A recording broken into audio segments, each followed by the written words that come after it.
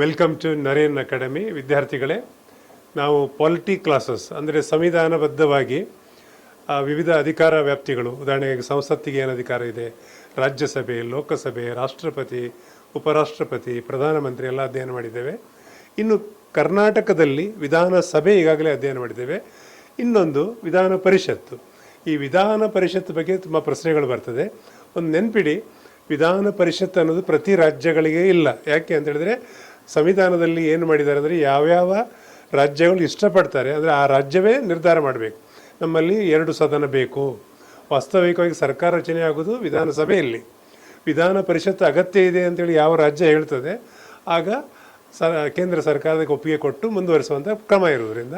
But ಕರ್ನಾಟಕದಲ್ಲಿ 2 ಸದನ ಇದೆ, ವಿಧಾನಸಭೆಯೂ ಇದೆ, ವಿಧಾನ ಪರಿಷತ್ ಇದೆ. ಇದ್ರ ಬಗ್ಗೆ ಪ್ರಶ್ನೆ ಬರ್ತದೆ, ಏನಂತ ನೋಡ್ತಾ ಹೋಗುವ ಒಂದೊಂದಾಗಿ. ಸದನದ ಸ್ವರೂಪ ಅಂತೇಳಿ ಇಲ್ಲಿ ಒಂದು ಕೊಟ್ಟಿದ್ದಾನೆ. ಇದು ಒಂದು ಖಾಯಂ ಸದನ ಅಂತೇಳಿ ಒಂದು ಪಾಯಿಂಟ್ ಇದೆ. ಏನಾಗಿದ್ರೆ ಖಾಯಂ ಸದನ ಅಂತಿದೆ ಇಲ್ಲಿ.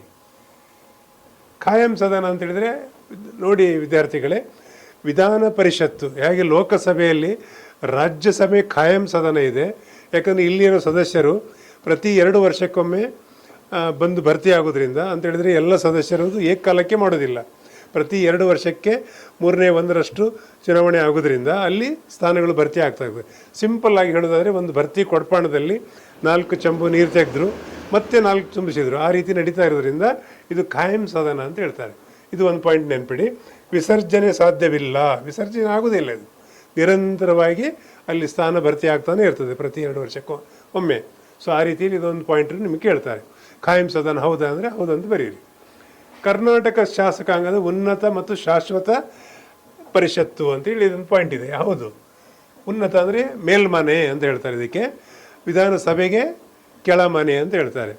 ನಿಮಗೆ ನೋಡುವಾಗ ಪ್ರತಿ ಸಲ ಕನ್ಫ್ಯೂಸ್ ಆಗೋದೇ ಅಂದರೆ ಮೇಲ್ಮನೆಯಿಂದಲೇ ಸರ್ಕಾರ ಆಗ್ತದೆ ಅಂತ ತುಂಬ ಜನರಿಗೆ, ವಿದ್ಯಾರ್ಥಿಗಳಿಗೆ ಕನ್ಫ್ಯೂಸ್ ಆಗ್ತದೆ. ಇಲ್ಲ, ಪ್ರತಿ 5 ವರ್ಷಕ್ಕೆ ಒಂದು ಸಲ ಚುನಾವಣೆ ನಡೆದು ವಿಧಾನಸಭೆ ಆಧಾರದಲ್ಲಿ ಕೆಳಮನೆ ಆಧಾರದಲ್ಲಿ ಸರ್ಕಾರ ಆಗ್ತದೆ. ವಿಧಾನ ಪರಿಷತ್ತಿನಿಂದ ಆಗೋದಿಲ್ಲ. ಆದರೆ ವಿಧಾನ ಪರಿಷತ್ತಿನ ಸದಸ್ಯರು ಮಂತ್ರಿ ಆಗ್ಬೋದು ಹೊರತು ಸರ್ಕಾರ ಇಲ್ಲಿಂದ ಆಗೋದಿಲ್ಲ. ಅದು ಒಂದು ಪಾಯಿಂಟ್ ಯಾವಾಗಲೂ ಬರ್ತಾ ಇರ್ತದೆ, ನೆನ್ಪಿಡಿ. ಇದೊಂದು ಶಾಶ್ವತ ಸದನ, ನೆನ್ಪಿಡಿ. ಮುಂದೆ ನೋಡುವ ಅಲ್ವಾ. ಸೊ ಇದರ ಅವಧಿ ಎಷ್ಟು? 6 ವರ್ಷ. ನೋಡಿ ಕೇಳ್ತಾರೆ ನಿಮಗೆ, ವಿಧಾನ ಪರಿಷತ್ತಿನ ಸದಸ್ಯರ ಅವಧಿ ಎಷ್ಟು? ಒಂದು ಸಲ ಚುನಾವಣೆ ಗೆದ್ದರೆ 6 ವರ್ಷ ಇರ್ತದೆ ಅವರದ್ದು.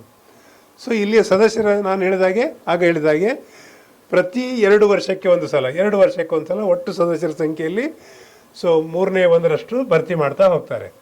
ಸೊ ಇದು ಒಂದು ಪಾಯಿಂಟ್ ಕೂಡ ನೆನಪಿಟ್ಕೊಳ್ಳಿ. ಸೊ ಅದು ನಾನು ಆಗ ಒಂದು ಎಕ್ಸಾಂಪಲ್ ಹೇಳಿದಾಗೆ, ಒಂದು ಭರ್ತಿ ಕೊಡಪಾಣದಲ್ಲಿ 4 ಚಂಬು ನೀರು ತೆಗೆದ್ರು ಮತ್ತೆ 4 ಚಂಬು ಭರ್ತಿ ಮಾಡಿದರು. ಆ ರೀತಿ ನಿರಂತರವಾಗಿರೋದ್ರಿಂದ ಇದು ಖಾಯಂ ಸದನ ಇರ್ತದೆ. ಸೊ ಒಂದು ಪ್ರಶ್ನೆ ಬರ್ತದೆ, ಇದರ ಅವಧಿ ಎಷ್ಟು ಅಂದರೆ 6 ವರ್ಷ. ಪ್ರತಿ 2 ವರ್ಷಕ್ಕೆ ಒಂದು ಸಲ ಅಲ್ಲಿ ಸದಸ್ಯರನ್ನು ಭರ್ತಿ ಮಾಡ್ತಾ ಇರುವಂಥದ್ದು 1/3. ಇದೊಂದು ಪ್ರಶ್ನೆ ಬರ್ತದೆ, ನೆನ್ಪಿಟ್ಕೊಳ್ಳಿ. ನೆಕ್ಸ್ಟ್ ನೋಡುವ, ಚುನಾವಣೆ ಹೇಗೆ ಅಂತ ಹೇಳಿದೆ. ಇಲ್ಲಿ ನಾನು ಯಾವಾಗಲೂ ಹೇಳ್ತಾ ಇದ್ದೆ, ಪ್ರತ್ಯಕ್ಷ ಅಪ್ರತ್ಯಕ್ಷ. ವಿಧಾನಸಭೆಯಲ್ಲಿ ನೀವು ನೇರವಾಗಿ ನಿಮ್ಮ ಸದಸ್ಯರು ಯಾರು, MLA, member of legislative assembly, ವಿಧಾನಸಭೆ ಶಾಸಕರು,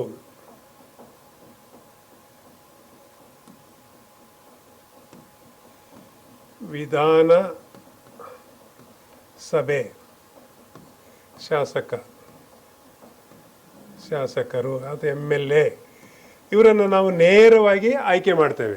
ಸೊ ನಮ್ಮ ಕ್ಷೇತ್ರ ಯಾವುದಿದೆ, ಹತ್ತಿರದ ಬೂತಲ್ಲಿ ಹೋಗಿ ನಾವು ನೇರವಾಗಿ ಮತದಾನ ಹೋಗಿ ನಮ್ಮ MLA ಯಾರಾಗಬೇಕು ಅಂತ ಆಯ್ಕೆ ಮಾಡ್ತೇವೆ. ಇಲ್ಲಿ ಹಾಗಲ್ಲ, ಇದು ಪ್ರತ್ಯಕ್ಷ ಚುನಾವಣೆ. ಇದು ಪ್ರತ್ಯಕ್ಷ, ನೇರವಾಗಿ ನಾವು ಮತದಾನ ಮಾಡೋದ್ರಿಂದ ಪ್ರತ್ಯಕ್ಷ ಆಯಿತು. ಇದು ಯಾವುದು ಹಾಗಿದ್ರೆ ವಿಧಾನ ಪರಿಷತ್ತು ಅಂದರೆ ಅಪ್ರತ್ಯಕ್ಷ. ನಮ್ಮ ಪರವಾಗಿ ಯಾರ್ಯಾರು ಮತದಾನ ಮಾಡ್ತಾರೆ ಅಂತ ಮುಂದೆ ಹೇಳಲಿಕ್ಕಿದ್ದೇನೆ.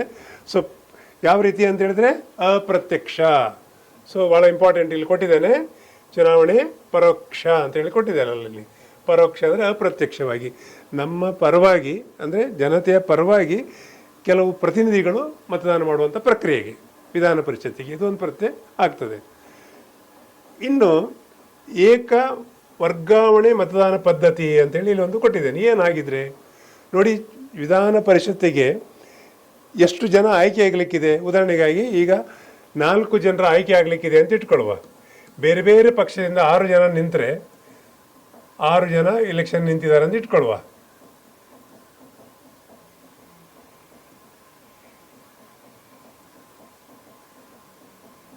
A B C D E F 6 ಜನ, 1 2 3 4 5 6 ಜನ ಚುನಾವಣೆ ನಿಂತಿದ್ದಾರೆ. ನೀವು ಅಂದರೆ ಮತದಾನ ಮಾಡುವವರು 6 ಜನರಿಗೆ ಮತದಾನ ಮಾಡ್ತಾರೆ. ಆಯ್ಕೆ ಆಗಬೇಕಾಗಿದೆ ಎಷ್ಟು? 3 ಜನ ಅಂತ ಹೇಳಿದರೆ ಅಲ್ಲಿ ಯಾರು ಹೈಯೆಸ್ಟ್ 3 ತಗೊಂಡಿದ್ದಾರೆ, 1ನೇವರು ಯಾರು, 2ನೇವರು ಯಾರು, 3ನೇವರು ಯಾರು ಅಂತ ಆಯ್ಕೆ ಆಗ್ತಾರೆ. ಮತದಾನ ಮಾತ್ರ ಆಯ್ಕೆ ಹೇಗೆ ಮಾಡ್ತಾರೆ ಅಂತ ಹೇಳಿದ್ರೆ, ಇಲ್ಲಿ ಒಬ್ಬ ಮತದಾರ ಅಲ್ಲಿ ಹೋಗಿ ಇದರಲ್ಲಿ ನನಗೆ ಪ್ರಥಮ ಆದ್ಯತೆ ಯಾರು ಅಂದರೆ ಇವರಿಗೆ ಕೊಡ್ಬೋದು, ಅವರು ದ್ವಿತೀಯ ಯಾರಿಗೆ ಅಂತ ಇವರಿಗೆ ಕೊಡ್ಬೋದು, ತೃತೀಯ ಯಾರು ಅಂತೇಳಿ ಇವರಿಗೆ ಕೊಡ್ಬೋದು, 4ನೇ ಆಯ್ಕೆ ಇದು ಅಂತ ಕೊಟ್ಟು ಈ ರೀತಿ ಆದ್ಯತೆ ಮೇಲೆ ಅವರು ಚುನಾವಣೆ ಮಾಡೋ ಕ್ರಮ ಇರೋದ್ರಿಂದ ಇಲ್ಲಿ ಕೊಟ್ಟಿದ್ದು ಏಕ ವರ್ಗಾವಣೆ ಪದ್ಧತಿ ಅಂತ ಹೇಳಿದ್ದು.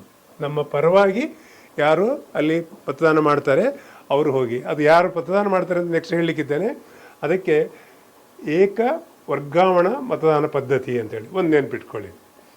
ಸೊ ಚುನಾವಣೆ ಕಾಲೇಜ್ ಅಂತ ಹೇಳಿದರೆ ಮತದಾರರ ಪಟ್ಟಿ ರೆಡಿ ಆಗ್ತದೆ, ಯಾರು ಅಂತೇಳಿ, ಯಾರು ಆಯಾ ಚುನಾವಣೆ ಆಗೋ ಸಂದರ್ಭದಲ್ಲಿ ಯಾರ್ಯಾರು ಮತದಾರಿದ್ದಾರೆ ಅಂತ ಪಟ್ಟಿ ಮುಂದೆ ಹೇಳಲಿಕ್ಕಿದ್ದೇನೆ. ಚುನಾವಣೆ ಕಾಲೇಜ್ ಅಂತ ಹೇಳಿದರೆ ಆ ಕಾಲೇಜ್ ಅಲ್ಲ, ಆ ಮತದಾನ ಮಾಡಲಿಕ್ಕೆ ಅವರ ಒಂದು ಪಟ್ಟಿ ರೆಡಿ ಆಗ್ತಲ್ಲ, ಆ ಸಿದ್ಧತೆಗೆ ಚುನಾವಣೆ ಎಲೆಕ್ಟ್ರಿಕಲ್ ಕಾಲೇಜ್ ಅಂತ ಹೇಳಿದ್ದಾನೆ. ವಿಧಾನ ಪರಿಷತ್ತು ಎಷ್ಟು ಸಂಖ್ಯೆಗಳಿದೆ ಇಡೀ ಕರ್ನಾಟಕದಲ್ಲಿ ಅಂದರೆ 75. ಇದು ಕೂಡ ಒಂದು ಪಾಯಿಂಟ್ ಆಗ್ತದೆ, ನೋಡ್ತಾ ಹೋಗಿ. ಖಂಡಿತ ನಿಮಗೆ ಪ್ರಶ್ನೆ ಕೇಳ್ತಾರೆ, ವಿಧಾನ ಪರಿಷತ್ತಲ್ಲಿ ಒಟ್ಟು ಸಂಖ್ಯೆಗಳು ಸದಸ್ಯರು ಎಷ್ಟು ಅಂದರೆ 75. ಓಕೆ,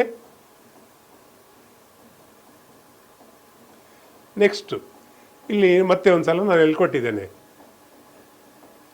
ಒಟ್ಟು ಸದಸ್ಯರ ಸಂಖ್ಯೆ ಎಷ್ಟು ಅಂತೇಳಿ ಕೊಟ್ಟಿದಾಗ ಇಲ್ಲಿ 75. ಎಷ್ಟು ಜನ? 75 ಜನ ಇಡೀ ನಮ್ಮ ಇದರಲ್ಲಿ. ಸೊ ಯಾರ್ಯಾರು ಮತದಾನ ಮಾಡ್ತಾರೆ ಅಂತ ನಾನೀಗ ಹೇಳಿದಾಗೆ ಹೇಗೆ ಅಂತ ಹೇಳಿದರೆ, 25 ಸದಸ್ಯರು, ಈ 75 ಸದಸ್ಯರಲ್ಲಿ 25 ಸದಸ್ಯರನ್ನು ನಮ್ಮ ವಿಧಾನಸಭೆ MLAಗಳು ಮತದಾನ ಮಾಡಿ ಆಯ್ಕೆ ಮಾಡ್ತಾರೆ. ಅದೇ ಎಲೆಕ್ಟ್ರಿಕಲ್ ಕಾಲೇಜ್ ಹೇಳಿದೆಲ್ಲ, 25 ಸದಸ್ಯರನ್ನು ಯಾರು ಮತದಾನ ಮಾಡ್ತಾರೆ? ನಮ್ಮ ಪರವಾಗಿ ನಾವು ಆಯ್ಕೆ ಮಾಡಿ ಕಳಿಸಿದಂಥ MLAಗಳು, ಶಾಸಕರು ಮತದಾನ ಮಾಡ್ತಾರೆ. ಯಾರಿಗೆ? ವಿಧಾನ ಪರಿಷತ್ತಿನಿಗೆ 25 ಜನರನ್ನು ಆಯ್ಕೆ ಮಾಡ್ತಾರೆ.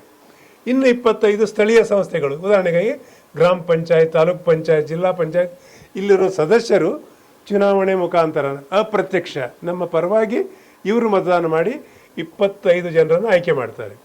ನೋಡಿ, ಇದು ಬೈಪರೀಕ್ಷೆ ಬರ್ಕೊಳ್ಳಿ, ಇದು ಪ್ರಶ್ನೆ ಬರ್ತದೆ. ರಾಜ್ಯಪಾಲರಿಂದ ನಾಮಕರಣ ಆಗ್ತಾರೆ. ಕಲೆ, ಸಾಹಿತ್ಯ, ಸಂಗೀತದಿಂದ ಅಲ್ಲಿ ಅವರಿಗೆ ರಾಜ್ಯಪಾಲರಿಂದ ನಾಮಕರಣ ಸದಸ್ಯರ ಸಂಖ್ಯೆ ಎಷ್ಟು ಅಂತ ಕೇಳಿದರೆ 11 ನೆನಪಿಟ್ಕೊಳ್ಳಿ. ಪದವೀಧರ ಕ್ಷೇತ್ರ ನೋಡಿ, ನೀವೆಲ್ಲ ಪದವಿ ಪಡೆದ ಮೇಲೆ ಆ ಚುನಾವಣಾ ಏನು ಪಟ್ಟಿಯಲ್ಲಿ ನಿಮ್ಮ ಹೆಸರಿದ್ದರೆ ನಿಮಗೂ ಕೂಡ ಮತದಾನ ಮಾಡಲಿಕ್ಕೆ ಅವಕಾಶ ಆಗ್ತದೆ. ಪದವೀಧರ ಆದಮೇಲೆ ಕಾನ್ವಿಕೇಷನ್ ತಗೊಂಡು ಅಲ್ಲಿ ನೀವು ಚುನಾವಣಾ ಪಟ್ಟಿಯಲ್ಲಿ ನಿಮ್ಮ ಹೆಸರಿದ್ದರೆ ಪದವೀಧರ ಆದಂಥ ಯಾವುದೇ ವ್ಯಕ್ತಿ ಹೋಗಿ ಅಲ್ಲಿ ಕ್ಷೇತ್ರ ಎಷ್ಟಿದೆ ಅಂದರೆ 7 ಕ್ಷೇತ್ರ. ಪದವೀಧರರು ಮಾತ್ರ ಚುನಾವಣೆಗೆ ಮತದಾನ ಮಾಡುವಂಥ ಪ್ರಕ್ರಿಯೆ ಇರೋದು, ಅವರು ಮಾತ್ರ ಮತದಾನ ಮಾಡೋದು. ಇನ್ನು 7 ಟೀಚರ್ಸ್, ಶಿಕ್ಷಕರ ಕ್ಷೇತ್ರ. ಟೋಟಲ್ ಎಷ್ಟಾಗ್ತದೆ? 25, 11, 7 ಸೇರಿದಾಗ 75 ಆಗ್ತದೆ ಟೋಟಲ್ ಒಟ್ಟು. ಸೊ ಈ 75 ಸದಸ್ಯರು ಎಲ್ಲಿಂದ ಬರ್ತಾರೆ? ನಮ್ಮ ಪರವಾಗಿ ವಿಧಾನಸಭಾ ಶಾಸಕರು ಚುನಾವಣೆ ಅವರು ಮತದಾನ ಚಲಾಯಿಸ್ತಾರೆ.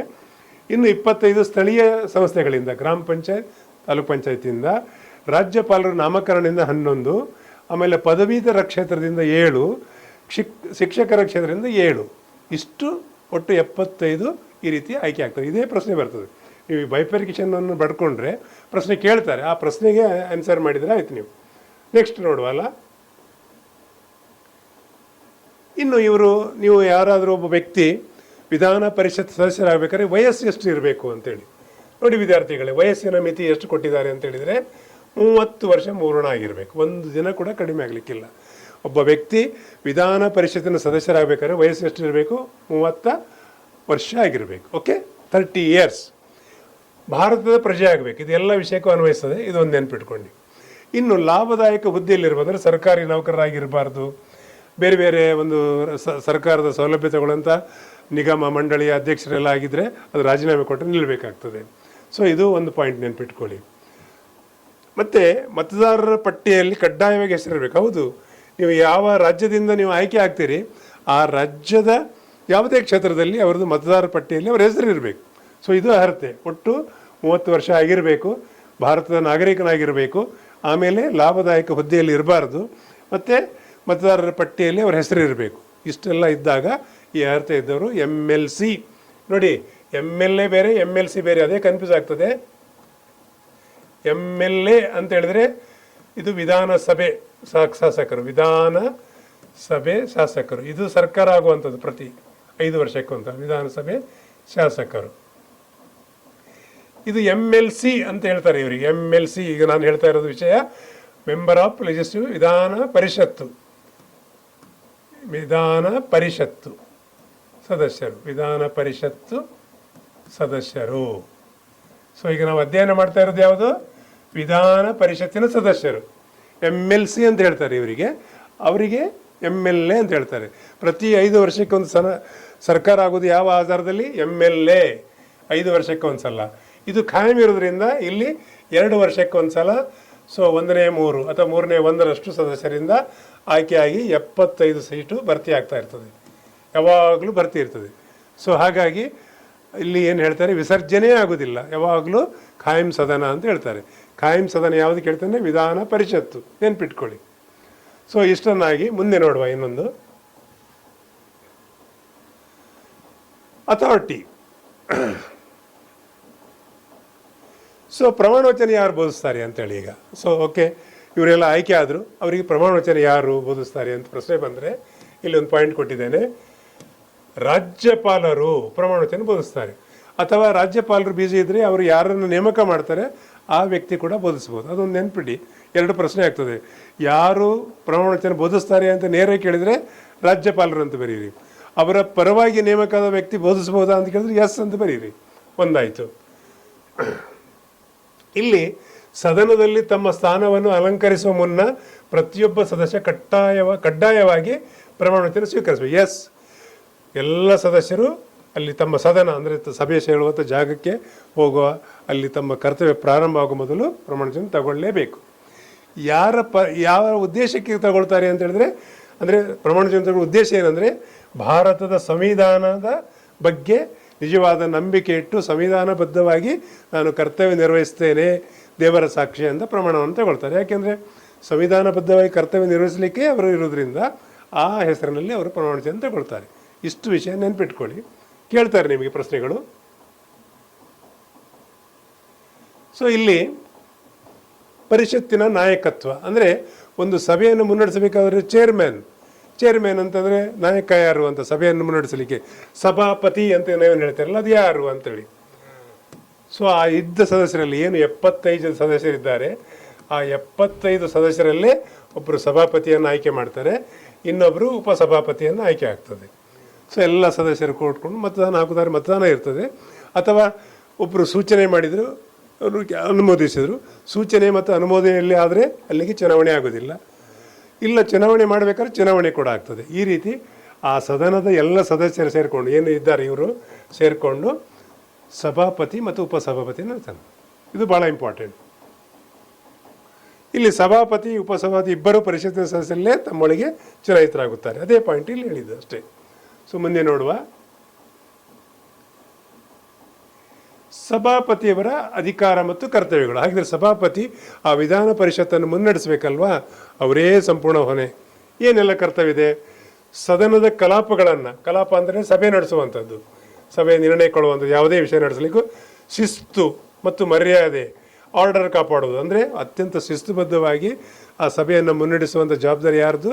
ಸಭಾಧ್ಯಕ್ಷರು. ಅವರು ಅದನ್ನು ಆರ್ಡರ್ಲಿ ಪಾಲಿಸಿ ಎಲ್ಲ ಸದಸ್ಯರು ಸರಿಯಾಗಿ ಕಾರ್ಯನಿರ್ವಹಿಸುವಾಗಿ ನೋಡ್ಕೊಳ್ತಾರೆ. ಇವರು ಕಲಾಪಗಳಲ್ಲಿ ಯಾವುದೇ ವಿಷಯ ಚರ್ಚೆ ಆದರೆ ಅಂತಿಮ ಸ್ವರೂಪ ಕೊಡುವಂಥದ್ದು ಅವರು ಹೇಳಿದರೆ ಫೈನಲೈಸ್, ಮತ್ತು ಚರ್ಚೆಗೆ ಅವಕಾಶ ಇಲ್ಲ. ಭಾರತದ ಸಂವಿಧಾನ ನಿಯಮಗಳ ಅಂತಿಮ ವ್ಯಾಖ್ಯಾನಕಾರರು. ಸಂವಿಧಾನದ ಬಗ್ಗೆ ಯಾವುದೇ ಒಂದು ವಿಷಯ ಚರ್ಚೆ ವಿಮರ್ಶೆ ಆಗಿ ಅದು ಸಂವಿಧಾನಬದ್ಧ ಹೌದಾ ಅಲ್ವಾ ಅಂತೇಳಿ ಇವರು ವ್ಯಾಖ್ಯಾನ ಕೊಟ್ಟುಬಿಟ್ರೆ ಅದು ಫೈನಲ್, ಮತ್ತೆ ಅದು ಪ್ರಶ್ನೆ ಮಾಡುವಾಗಿಲ್ಲ. ಎಸ್, ಅವರಿಗೇನು ಚರ್ಚೆ ಮಾಡಿ ಹೇಳಿದ್ದಾರೆ ಈ ವಿಷಯ ಸಂವಿಧಾನಬದ್ಧವಾಗಿದೆ ಅಂತ ಹೇಳಿದ ಮೇಲೆ ಫೈನಲ್. ಯಾಕೆಂದರೆ ಅವರು ಅಧ್ಯಕ್ಷರಿರ್ತಾರೆ, ಅಧ್ಯಕ್ಷರೆಲ್ಲ ತಿಳಿದಿರ್ತಾರೆ, ತಿಳಿದೇ ಇದ್ದರೂ ಕೂಡ ಇನ್ನೊಬ್ಬರ ಹತ್ರ ಅಲ್ಲಿ ಸಲಹೆ ತಗೊಂಡೇ ಅವರು ನಿರ್ಧಾರ ತಗೊಳ್ಳೋದ್ರಿಂದ ಅವ್ರು ಹೇಳಿದ ಮೇಲೆ ಸುಪ್ರೀಂ, ಮತ್ತೆ ಪ್ರಶ್ನೆ ಮಾಡುವಾಗಿಲ್ಲ. ಕೋರಮ್. ಈಗ ಒಂದು ಸಭೆಯಲ್ಲಿ ಉದಾಹರಣೆಗಾಗಿ ಕೋರಮ್ ಅಂತ ಹೇಳಿದ್ರೆ ಏನು? ಒಂದು ಸಭೆ ನಡಿಬೇಕಾದ್ರೆ ಇಂತಿಷ್ಟು ಸದಸ್ಯರು ಇರಬೇಕಂತಿದೆ. ಸಾಕಷ್ಟು ಸಂಖ್ಯೆಯ ಸದಸ್ಯರು ಇಲ್ದಿದ್ರೆ ಸಭೆಯನ್ನು ಮುಂದೂಡುವ, ರದ್ದು ಮಾಡುವ ಎಲ್ಲ ಅಧಿಕಾರ ಅವರಿಗೆ ಇರ್ತದೆ. ಇದು ಒಂದು ಕೂಡ ನೆನ್ಪಿಟ್ಕೊಳ್ಳಿ. ಸೊ ಮುಂದೆ ನೋಡುವ. ಇನ್ನೊಂದು ಸಲ ಇಲ್ಲಿ ಡೀಟೇಲ್ಸ್ ಆಗಿ ನಿಮಗೆ ಬರ್ತದೆ. ಪರೀಕ್ಷಾ ದೃಷ್ಟಿಕೋನದಲ್ಲಿ ಜಸ್ಟ್ ನಿಮಗೆ ಎಷ್ಟು ಸದಸ್ಯರು ಬಲ ಅಂದರೆ 75. ನೆನ್ಪಿಟ್ಕೊಳ್ಳಿ, ವಿಧಾನ ಪರಿಷತ್ತಿನಲ್ಲಿ ಸದಸ್ಯರ ಸಂಖ್ಯೆ ಎಷ್ಟು ಅಂದರೆ 75. ಒಬ್ಬ ವ್ಯಕ್ತಿಯ ಆಯ್ಕೆ ಆದಮೇಲೆ ಅವರ ಅಧಿಕಾರ ಅವಧಿ ಎಷ್ಟು ವರ್ಷವರೆಗೆ ಇರುತ್ತೆ ಅಂದರೆ 6 ವರ್ಷ. ಆಮೇಲೆ ಪ್ರತಿ 2 ವರ್ಷಕ್ಕೆ ಒಂದ್ಸಲ ಚುನಾವಣೆಯಾಗಿ ಸಂಖ್ಯೆಯನ್ನು ಭರ್ತಿ ಮಾಡ್ತಾರೆ. ಹಾಗೆ ಎಲ್ಲ ಸದಸ್ಯರಿಗೆ ಏಕಕಾಲಕ್ಕೆ ಮಾಡೋದಿಲ್ಲ.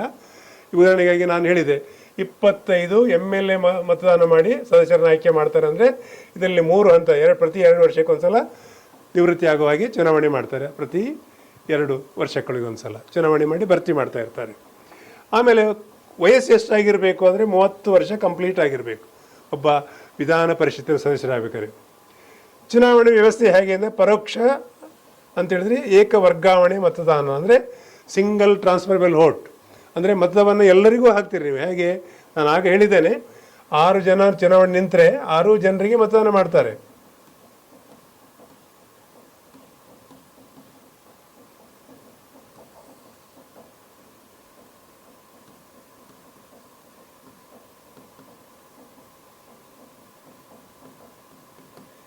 ನೋಡಿ, ಇಲ್ಲಿ ಇಷ್ಟು ಜನ ನಿಂತಿದ್ದಾರೆ. ಆಯ್ಕೆ ಆಗಬೇಕಾದ್ರೆ 2 ಜನ ಇದ್ದರೆ ಈ 6 ಜನರಿಗೆ ಮತದಾನ ಮಾಡುವಂಥ ಪ್ರತ್ಯಕ್ಷ ಇದೆ. ಹೇಗೆ ಅಂತ ಹೇಳಿದರೆ, ನನ್ನ 6 ಜನರಲ್ಲಿ ಪ್ರಥಮ ಆದ್ಯತೆ ಯಾರು ಅಂದರೆ ಇವರು ಅಂತ ನಾನು ಕೊಡ್ಬೋದು. ದ್ವಿತೀಯ ಇವರು, ತೃತೀಯ ಇವರು, 4ನೇ ಆಯ್ಕೆ ಇವರು, 5ನೇದು ಇದು, 6ನೇದು ಇವರು ಅಂತ ನಾನು ಆಯ್ಕೆ ಮಾಡಿ ಆದ್ಯತಾ ಕ್ರಮದಲ್ಲಿ ನಾವು ಮತದಾನ ಮಾಡುವಂಥ ಕ್ರಮ. ಅದನ್ನೇ ಹೇಳೋದು ಏಕ ವರ್ಗಾವಣೆ, ಅಂದರೆ ಸಿಂಗಲ್ ಟ್ರಾನ್ಸ್ಫರಬಲ್ ವೋಟ್ ಅಂತ ಹೇಳ್ತಾರೆ. ಏಕ ವರ್ಗಾವಣೆ ಮತ. ಸೊ ಎಲ್ಲರಿಗೂ ಮತದಾನ ಆದಾಗ ಅಲ್ಲಿ ಹೈಯೆಸ್ಟು ಯಾರು ತಗೊಂಡಿದ್ದಾರೆ 2 ಜನ ಅವರು ಆಯ್ಕೆ ಆಗಿಬಿಡ್ತಾರೆ. ಚುನಾವಣೆ ವ್ಯವಸ್ಥೆ ಪರೋಕ್ಷ ಅಂತ ಹೇಳಿದ್ರೆ ಅಂದರೆ ನೇರವಾಗಿ ನಾವು ಭಾಗವಹಿಸಲ್ಲ, ಮತದಾರರು ನಮ್ಮ ಪರವಾಗಿ MLA, ಆಮೇಲೆ ಟೀಚರ್ಸು ಅಂದರೆ ಶಿಕ್ಷಕರ ಕ್ಷೇತ್ರ, ಆಮೇಲೆ ಸ್ಥಳೀಯ ಸಂಸ್ಥೆಗಳು ಅವರು ನಮ್ಮ ಪರವಾಗಿ ಚುನಾವಣೆಯನ್ನು ಮತದಾನ ಚಲಾಯಿಸ್ತಾರೆ. ಅಂತಿಮ ಅಧಿಕಾರ ಯಾರು ಸಭೆಯಲ್ಲಿ ನಿರ್ಧಾರ ಆಗೋದಂದರೆ ಸಭಾಪತಿ, ವಿಧಾನ ಪರಿಷತ್ತಿನ ಸಭಾಪತಿ. ಯಾವುದೇ ನಿರ್ಧಾರ ತಗೊಳ್ಳೋದಂದರೆ ಅವ್ರದ್ದು. ಇದು ರಾಜ್ಯ ಶಾಸಕಾಂಗದ ಖಾಯಂ ಸದನ. ನಾನು ಆಗ ಹೇಳಿದಾಗೆ ಇಲ್ಲಿ ಸದಸ್ಯರು ಎಲ್ಲ ಖಾಯಂ. ಯಾಕೆ ಅಂದರೆ ಪ್ರತಿ 2 ವರ್ಷಕ್ಕೆ ಒಂದ್ಸಲ ನಿರಂತರ ಭರ್ತಿ ಆಗೋದ್ರಿಂದ ಯಾವಾಗಲೂ ಇಲ್ಲಿ ಸದಸ್ಯರ ಸಂಖ್ಯೆ ಕಡಿಮೆ ಆಗೋದೇ ಇಲ್ಲ. ಹಾಗಾಗಿ ಖಾಯಂ ಸದನ ಯಾವುದಕ್ಕೆ ಹೇಳ್ತಾರೆ ಅಂದರೆ ವಿಧಾನ ಪರಿಷತ್ತು. ನೆನ್ಪಿಟ್ಕೊಳ್ಳಿ. ಇನ್ನು ವಿದ್ಯಾರ್ಥಿಗಳೇ, ಇಲ್ಲಿ ಕೆಲವು ಪಾಯಿಂಟ್ಗಳು ನಿಮ್ಮ ಅನುಚ್ಛೇದ. ನಾನು ಮತ್ತೆ ಮತ್ತೆ ಹೇಳೋದು, ಅನುಚ್ಛೇದ ಅಂದರೆ ಒಂದೇ, ನೆನ್ಪಿಡಿ. ಆರ್ಟಿಕಲ್, ಇಲ್ಲಿ ಪ್ರತಿಯೊಂದು ವಿಧಿ, ಅನುಚ್ಛೇದ, ಆರ್ಟಿಕಲ್ ಅಂತ ಏನು ಹೇಳ್ತಾರೆ ಎಲ್ಲ ಒಂದೇ. ಅದು ನೋಡಿ ನೆನ್ಪಿಟ್ಕೊಳ್ಳಿ. ಆರ್ಟಿಕಲ್ ಅಂದ್ರೆ ಒಂದೇ, ವಿಧಿ ಅಂತ ಹೇಳಿದ್ರು ಒಂದೇ, ಅನುಚ್ಛೇದ ಅಂತ ಹೇಳಿದ್ರು ಒಂದೇ. ಯಾರ್ಯಾರ ಅಧಿಕಾರ ಈ ವಿಧಿಗಳನ್ನು ಏನು ಹೇಳ್ತದೆ ಅನ್ನೋದು ಇಲ್ಲಿ ಪ್ರಶ್ನೆ. ಸೊ 168 ಏನು ಹೇಳ್ತದೆ ಅನ್ನೋದು ಪ್ರಶ್ನೆ. ಈಗ ಆರ್ಟಿಕಲ್ 160 ರಾಜ್ಯಗಳಲ್ಲಿ ಶಾಸಕಾಂಗ ರಚನೆ ಅಡಿಯಲ್ಲಿ ಕರ್ನಾಟಕದಂತೆ ಕೆಲವು ರಾಜ್ಯಗಳು ವಿಧಾನ ಪರಿಷತ್ 2 ಹೊಂದಲು ಅವಕಾಶ ಇದೆ. ಎಸ್, ಯಾವ ರಾಜ್ಯ ಬಯಸ್ತದೆ ಅಲ್ಲಿ ಮಾತ್ರ ವಿಧಾನ ಪರಿಷತ್ತಿನಿಂದ, ಕರ್ನಾಟಕ ಬಯಸೋದ್ರಿಂದ ಕರ್ನಾಟಕದಲ್ಲಿ ವಿಧಾನ ಪರಿಷತ್ ಇದೆ. ಆ ರಾಜ್ಯವೇ ನಿರ್ಧಾರ ಮಾಡಬೇಕು. ಈ ಆರ್ಟಿಕಲ್ ಹೇಳ್ತದೆ. ವಿಧಿ ಎಷ್ಟು? 168. 169 ಏನು ಹೇಳ್ತದೆ ಅಂತ ಹೇಳಿದ್ರೆ, ವಿಧಾನ ಪರಿಷತ್ತಿನ ಸೃಷ್ಟಿ ಅಥವಾ ರದ್ದತಿ ಒಂದು ರಾಜ್ಯದಲ್ಲಿ ಮೇಲ್ಮನೆಯನ್ನು ಸ್ಥಾಪಿಸಲು ಅಥವಾ ನಿರ್ಧರಿಸಲು ಸಂಸತ್ತಿಗೆ ಇದಿರುವ ಅಧಿಕಾರವನ್ನು ತಿಳಿಸ್ತದೆ. ಎಸ್, ಈಗ ಒಂದು ರಾಜ್ಯ ನಮ್ಮಲ್ಲಿ ವಿಧಾನ ಪರಿಷತ್ತು ಅಗತ್ಯ ಇದೆ, ನಾವು ಮಾಡ್ತೇವೆ ಅಂತ ಬಯಸಿ ನಿರ್ಣಯ ತಗೊಂಡ್ರೆ ಅದು ಕೇಂದ್ರಕ್ಕೆ ಹೋಗ್ತದೆ. ಕೇಂದ್ರ ಅದನ್ನು ಎಸ್ ಮಾಡ್ಬೋದು ಅಂತ ಹೇಳಿದ ಮೇಲೆ ಮಾಡ್ಬೋದು. ರದ್ದು ಮಾಡಬೇಕಾದ್ರೆ ರದ್ದು ಕೂಡ ಮಾಡಲಿಕ್ಕೆ ಅಲ್ಲಿ ಅವಕಾಶ ಇದೆ. ಆರ್ಟಿಕಲ್ ಯಾವುದು ಅಂತ ಹೇಳಿದರೆ ಇದು 169. ನೆನ್ಪಿಡಿ. ಇನ್ನು 171 ಏನು ಹೇಳ್ತದೆ ಅಂತ ಹೇಳಿದರೆ, ವಿಧಾನ ಪರಿಷತ್ ರಚನೆ ಸದಸ್ಯರ ಸಂಖ್ಯೆ ಎಷ್ಟು ಇರಬೇಕು, ಕನಿಷ್ಠ ಎಷ್ಟು ಇರಬೇಕು ಅಂದರೆ 40 ಆದರೂ ಇರಬೇಕು ಅಂತೇಳಿ. ಕನಿಷ್ಠ ಎಷ್ಟಿರಬೇಕು? 40 ಸದಸ್ಯರು. ಗರಿಷ್ಠ ಆಯಾ ರಾಜ್ಯಗಳ ಜನಸಂಖ್ಯೆಗೆ ಅನುಗುಣವಾಗಿ ನಿರ್ಧಾರ ಆಗ್ತದೆ. ಇದು ಕೂಡ ಒಂದು ಪ್ರಶ್ನೆ ಆಗ್ತದೆ. ರಚನೆ, ಸದಸ್ಯರ ಸಂಖ್ಯೆ ನಿರ್ಧಾರ ಆಗೋದು 171. 172 ಏನು ಹೇಳ್ತದೆ ಅಂತ ಹೇಳಿದರೆ, ವಿಧಾನ ಪರಿಷತ್ತಿನ ಅಧಿಕಾರ ಅವಧಿ ಅದು ಎಷ್ಟು? ಈಗಾಗಲೇ ಹೇಳಿದ್ದೇನೆ, 6 ವರ್ಷ. ಎಷ್ಟು? ಒಬ್ಬ ಸದಸ್ಯ ಆಯ್ಕೆ ಆದರೆ ಎಷ್ಟು 6 ವರ್ಷ, ಇದ್ರ ಬಗ್ಗೆ ಹೇಳುವಂಥದ್ದು. ಇನ್ನೊಂದು ನೋಡಿ 173 ಮತ್ತೆ ಹೇಳೋದು ವಿಧಿ, ಆರ್ಟಿಕಲ್ ಮತ್ತು ಅನುಚ್ಛೇದ ಎಲ್ಲ ಒಂದೇ. ಏನು ಹೇಳ್ತದೆ, ಸದಸ್ಯರಾಗಲು ಇರಬೇಕಾದ ಅರ್ಹತೆಗಳು ಈಗಾಗಲೇ ನಾವು ಅಧ್ಯಯನ ಮಾಡಿದ್ದೇವೆ. 182 ಏನು ಹೇಳ್ತದೆ ಅಂದರೆ ವಿಧಾನ ಪರಿಷತ್ತಿನ ಸಭಾಪತಿ, ಉಪಸಭಾಪತಿ ಬಗ್ಗೆ ಹೇಳ್ತದೆ. ಇದು ಕೂಡ ಒಂದು ನೆನ್ಪಿಟ್ಟು, ಈಗಾಗಲೇ ಅವರು ಕರ್ತವ್ಯ ಓದಿದ್ದೇವೆ. ವಿಧಿ 189 189 ಏನು ಹೇಳ್ತದೆ ಅಂದರೆ ಸದನದಲ್ಲಿ ಮತದಾನ ಮತ್ತು ಕೋರಂ, ಕನಿಷ್ಠ ಹಾಜರಾತಿ ಎಷ್ಟು ಇರಬೇಕು, ಸಭೆಯನ್ನು ಯಾವಾಗ ಮುಂದೂಡಬೇಕು, ಹಾಜರಾತಿ ಇಲ್ಲದಿದ್ದರೆ ಸಭೆಯನ್ನು ಮುಂದೂಡುವಂಥದ್ದು ಎಲ್ಲ ಅಧಿಕಾರದ ಬಗ್ಗೆ ಇದು ಹೇಳ್ತದೆ. ಇನ್ನು 188 188 ಏನು ಹೇಳ್ತದೆ, ಸದಸ್ಯರ ಪ್ರಮಾಣ ವಚನ ಬಗ್ಗೆ ಹೇಳ್ತದೆ. ಇದೊಂದು ನೆನ್ಪಿಟ್ಕೊಳ್ಳಿ. ಇನ್ನು 190 91 ಸದಸ್ಯರ ಅನರ್ಹತೆ, ಅಂದರೆ ಒಬ್ಬ MLC ಏನಾದರೂ ತಪ್ಪುಗಳಿದ್ರೆ ಅಲ್ಲಿ ಹಲವಾರು ತಪ್ಪುಗಳಾಗಿರ್ಬೋದು, ಅವನ ಚುನಾವಣೆಯೇ ಅಸಂದಂತಾಗಿರ್ಬೋದು, ಅಥವಾ ಬೇರೆ ಬೇರೆ ಕಾರಣಗಳಿಂದ ಕೋರ್ಟಲ್ಲಿ ವಿಷಯ ಇತ್ಯರ್ಥ ಆಗಿ ಅವರು ಬೇರೆ ಯಾವುದಾದ್ರು ಅಪರಾಧ ಆಗಿರ್ಬೋದು. ಇಂಥ ಸಂದರ್ಭದಲ್ಲಿ ಅವರ ಅಧಿಕಾರಾವಧಿ ಹೋಗ್ತದೆ. ಅದರ ಬಗ್ಗೆ ಹೇಳುವಂಥದ್ದು, ಯಾವ್ಯಾವ ಸಂದರ್ಭದಲ್ಲಿ ಸ್ಥಾನವನ್ನು ಕಳೆದುಕೊಳ್ತಾರೆ ಅನ್ನೋದ್ರ ಬಗ್ಗೆ ಇದು ಹೇಳ್ತದೆ. ಇಷ್ಟು ವಿವರಗಳು ಇಲ್ಲಿದೆ. ಓಕೆ, ಸೊ ವಿದ್ಯಾರ್ಥಿಗಳೇ, ಇದು ವಿಧಾನ ಪರಿಷತ್ ಬಗ್ಗೆ ಇಷ್ಟನ್ನು ನಾನೀಗ ಹೇಳಿದ್ದೇನೆ. ನಾನು ಈಗಾಗಲೇ ವಿಧಾನಸಭೆ, ವಿಧಾನ ಪರಿಷತ್ತು ಕರ್ನಾಟಕದ ಎರಡೂ ಅಧ್ಯಯನ ಮಾಡಿ ಆಯಿತು. ಇನ್ನು ನಮ್ಮ ಸಂಸ್ಥೆ ನರೇನ್ ಅಕಾಡೆಮಿ ತರಬೇತಿಯನ್ನು ಯಾವ ರೀತಿ ಕೊಡಿಸ್ತದೆ ಅನ್ನೋದನ್ನು ನಾನು ಈ ಮುಂದಿನ ವಿಡಿಯೋದಲ್ಲಿದೆ. ನೋಡಿ ಪೂರ್ತಿ ಅದು ನೋಡಿದ ಮೇಲೆ ಜಾಯ್ನ್ ಆಗಿ, ಖಂಡಿತ ಮುಂಬರುವ ಎಲ್ಲ ಸ್ಪರ್ಧಾತ್ಮಕ ಪರೀಕ್ಷೆಗೆ ನಿಮಗೆ ಸಹಕಾರಿ ಆಗ್ತದೆ ಅಂತ ಹೇಳ್ತಾನೆ. ವಿದ್ಯಾರ್ಥಿಗಳೇ, ನಮ್ಮ ಕನ್ನಡ ನಾಡಿನ ಎಲ್ಲ ವಿದ್ಯಾರ್ಥಿಗಳು ವಿವಿಧ ಸ್ಪರ್ಧಾತ್ಮಕ ಪರೀಕ್ಷೆ, ಕೇಂದ್ರ ಮತ್ತು ರಾಜ್ಯ ಸರ್ಕಾರದ ಪರೀಕ್ಷೆಗಳನ್ನು ಬರೆದು ಉನ್ನತ ಹುದ್ದೆ ಪಡಿಬೇಕು ಅಂತ ನಮ್ಮ ನರೇನ್ ಅಕಾಡೆಮಿಯ ಆಶಯ. ನಮ್ಮ ಸೋಷಿಯಲ್ ಎಂಟರ್ಪ್ರೈಸಸ್, ನಮ್ಮ ಬ್ರಹ್ಮಾವರದ ಎಲ್ಲ ನಾಗರಿಕರು ಸೇರಿ ಸಂಘಟನೆ ಮಾಡಿದ ಸಂಸ್ಥೆ ಯಾವ ರೀತಿ ತರಬೇತಿ ಕೊಡ್ತದೆ, ಯಾವ ರೀತಿ ನಿಮಗೆ ಅವಕಾಶಗಳಿದೆ, ಅದು ಇವತ್ತು ಹೇಳಲಿಕ್ಕೆ ಬಯಸ್ತಾ ಇದ್ದೇನೆ. ನಿಮಗೆ 3 ಅವಕಾಶಗಳಿದೆ. ಒಂದೊಂದೇ ನೋಡಿದರೆ ಖಂಡಿತ ನಿಮಗೆ ಎಲ್ಲರಿಗೂ ಅದು ಸಹಕಾರ ಆಗ್ತದೆ, ಉಪಯೋಗ ಆಗ್ತದೆ ಅಂತ ನಾನು ಬಯಸ್ತೇನೆ. ನೋಡುವ ಒಂದೊಂದೇ ಆಗಿ. ಇಲ್ಲಿ ನಾನೊಂದು ಫೌಂಡೇಶನ್ ಕೋರ್ಸ್ ಅಂಥೇಳಿ ಇದು ಕೊಟ್ಟಿದ್ದೇನೆ ಹೆಸರು. ಈ ಫೌಂಡೇಶನ್ ಕೋರ್ಸ್ನ ಉದ್ದೇಶ ಏನು ಅಂತ ಹೇಳಿದರೆ, ಎಲ್ಲ ಸ್ಪರ್ಧಾತ್ಮಕ ಪರೀಕ್ಷೆ, ಅದು ಕೇಂದ್ರದಿರಲಿ ರಾಜ್ಯದಿರಲಿ, ಎಲ್ಲ ಸ್ಪರ್ಧಾತ್ಮಕ ಪರೀಕ್ಷೆ, ಇಲ್ಲಿ ಪಟ್ಟಿ ಕೂಡ ಕೊಟ್ಟಿದ್ದೇನೆ.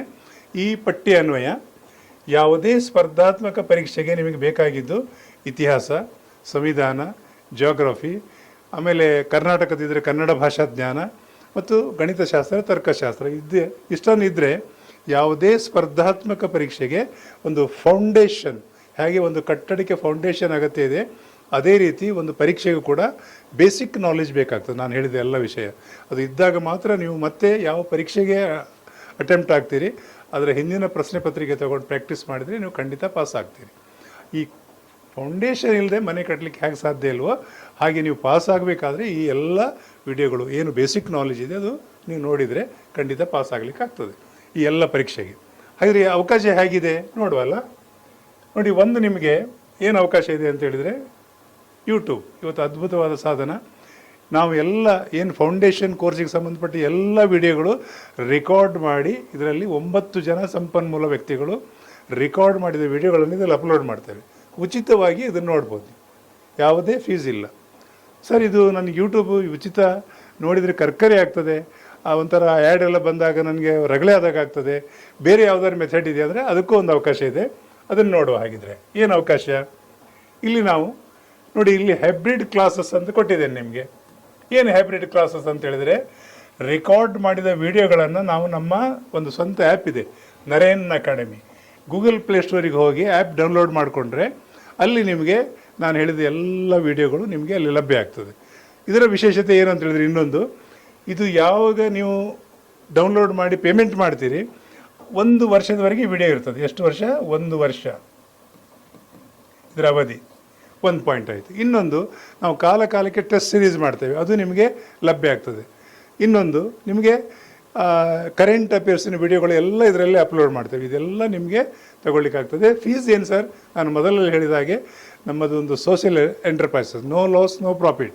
ಸಾಂಕೇತಿಕವಾಗಿ ಕೇವಲ 2,000 ರೂಪಾಯಿ ಮಾತ್ರ ಒಂದು ಸಲ ನೀವು ಕೊಟ್ಟರೆ ಮುಂದಿನ 1 ವರ್ಷವರೆಗೆ ಈ ಎಲ್ಲ ವಿಡಿಯೋ ಟೆಸ್ಟ್ ಸೀರೀಸ್ಗಳಲ್ಲಿ ಭಾಗವಹಿಸಲಿಕ್ಕೆ ಸಾಧ್ಯತೆ ಇದೆ.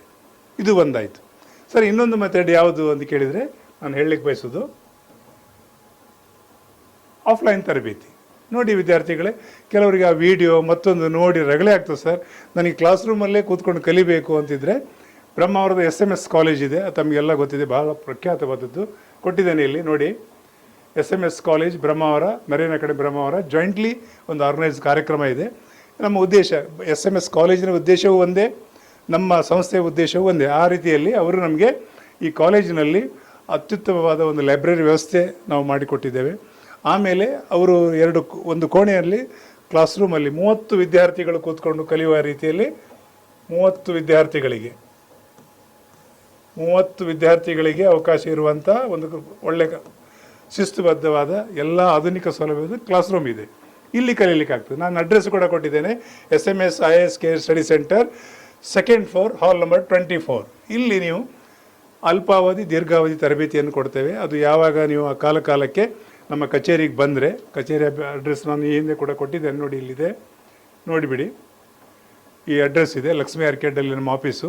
ಅಲ್ಲಿ ಬಂದಾಗ ನೀವು ಖಂಡಿತ ಮಾಹಿತಿ ಕೊಡ್ತೇನೆ. ಟೈಮಿಂಗ್ ಕೂಡ ಕೊಟ್ಟಿದ್ದೇನೆ, ಮಂಡೇ ಟು ಸಂಡೇವರೆಗೆ 10 ರಿಂದ 1 ಗಂಟೆವರೆಗೆ ಇರ್ತೇನೆ, ಮಾಹಿತಿ ಕೊಡ್ತೇನೆ ನಿಮಗೆ.